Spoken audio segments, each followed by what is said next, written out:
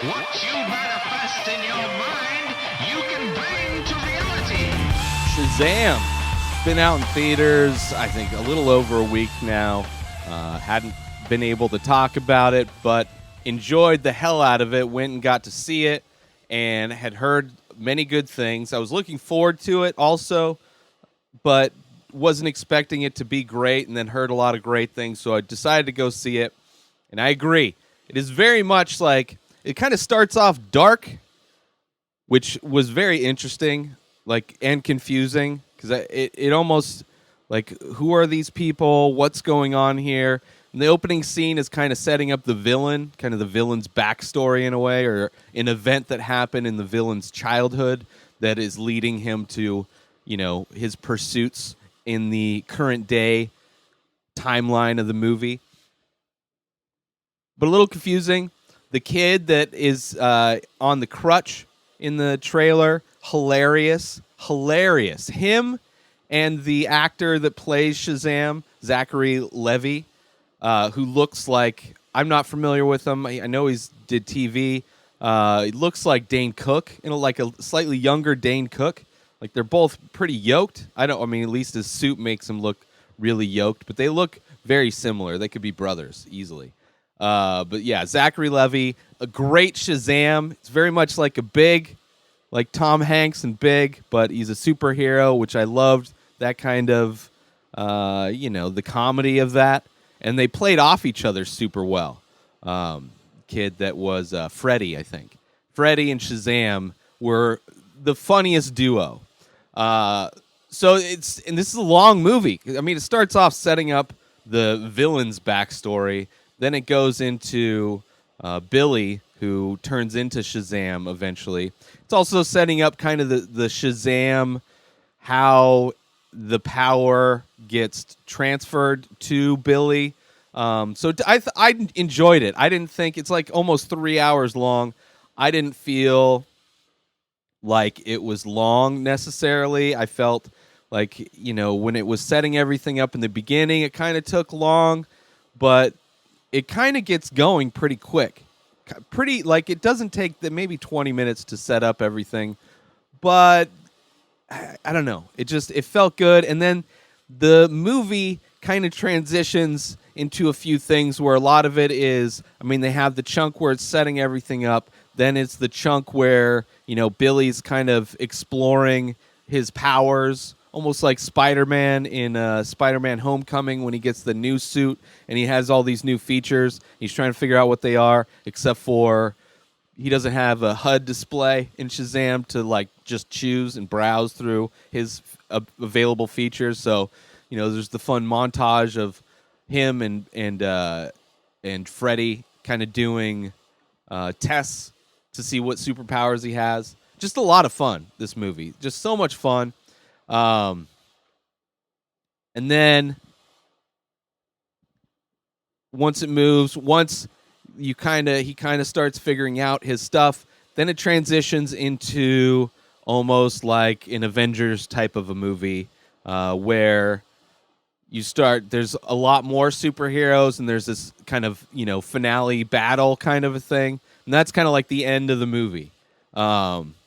Which some studios, they could have, if this was a bigger property like a Superman, I could see them splitting it up into multiple movies, which would have not been good. But, they try to wring out every last drop of it. But they didn't. I thought, I don't, no problem with it being a super long movie. I think it was just like a really fun family movie. It's like Big mixed with like Instant Family, mixed with like Goonies, mixed with like Superman or like Spider-Man Homecoming, where it's like a superhero discovering his powers kind of a thing. Or even Spider-Man, I guess, when he's just the original Spider-Man, when he's figuring out what he can do, would fit as well. But it's a great mix. Kind of really dark moments mixed with, fun, family, heartwarming things. It is a Christmas movie coming out in, April. Or did it come out in May? I don't know. But, it's coming out in the springtime. But it's clearly a Christmas movie. Takes place in Christmas. Santa makes a cameo.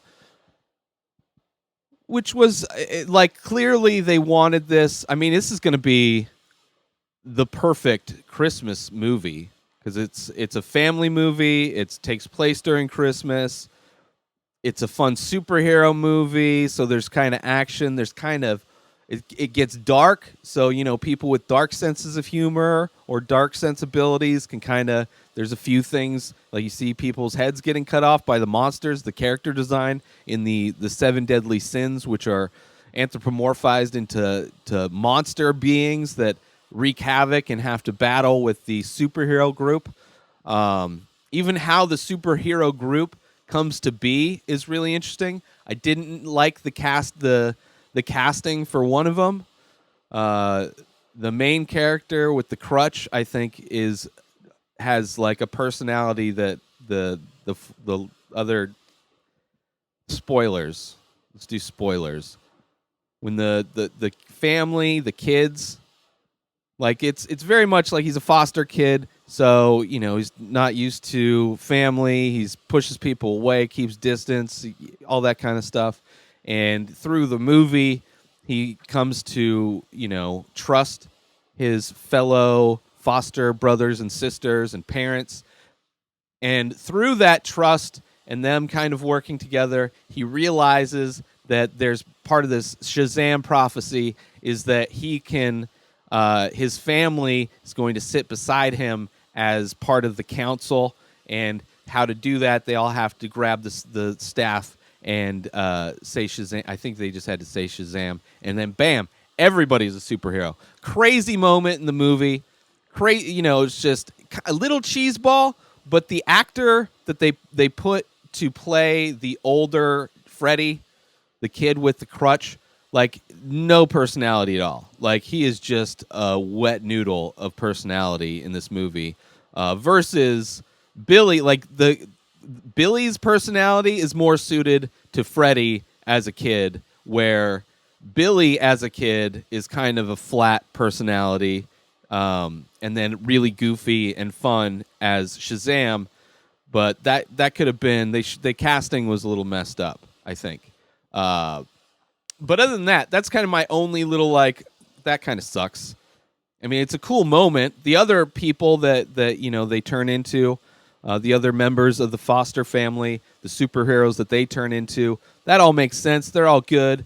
But you have this character that's a kid that's got this personality that's carrying this movie, helping to carry this movie, and then he turns into, I don't know.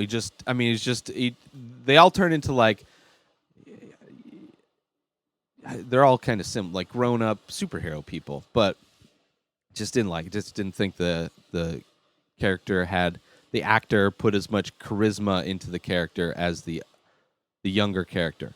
But who knows? I don't know. That's whatever. It is such a fun movie.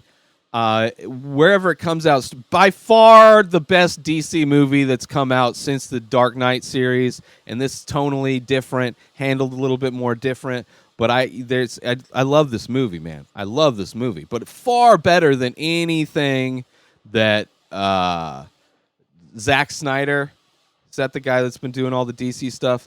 Not a fan of his creative vision whatsoever. And this movie's hilarious. And has probably the best... I mean, it has a cameo from another superhero, which is fun and interesting because they're very similar, these two superheroes. But yeah, that's it. Shazam. Go watch it if you haven't. I mean, it's worth seeing in the theater. And I'm sure it'll be on streaming very soon, as most movies are. But definitely worth seeing in the movie theater. It's a lot of fun. And time flew for me. That's it for this episode, everybody.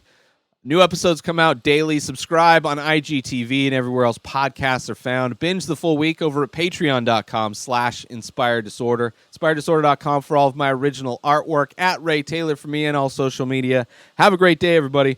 Peace out!